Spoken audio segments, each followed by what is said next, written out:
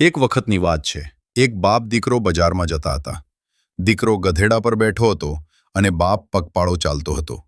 રસ્તામાં બે ત્રણ લોકો મળ્યા અને બોલ્યા, "અરે બાપુ, તમે પગે ચાલો છો અને આ નાનકડો છોકરો ગધેડા પર બેઠો છે. એને ઉતરવા દો, તમે બેસો." બાપને વાત સારી લાગી. એને દીકરાને ઉતરાવ્યો અને પોતે ગધેડા પર બેઠો. થોડે આગળ ગયા તો બીજા લોકો મળ્યા. "અરે વાહ, આ બાપ ગધેડા પર બેઠો છે અને નાનો દીકરો પગે ચાલે છે. બેઠા બે બેસો ને." બાપ દીકરાએ એમ જ કર્યું. બંને ગધેડા પર બેઠા. આગળ જતા બીજા લોકો બોલ્યા, "અરે બે જણા એક ગધેડા પર, બિચારો ગધેડો. બંને ઉતરો, ગધેડાને થોડી દયા તો કરો."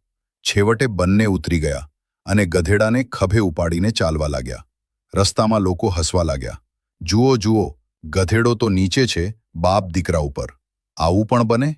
બોધ: આ દુનિયામાં બધાને ખુશ રાખવા જાઓ તો પોતાનું અને બીજાનું પણ નુકસાન થાય છે. તમારા વિચાર અને નિર્ણય પોતાના મુજબ લો. બધાની વાત સાંભળીને ગધેડા જેવું બનવું નહીં.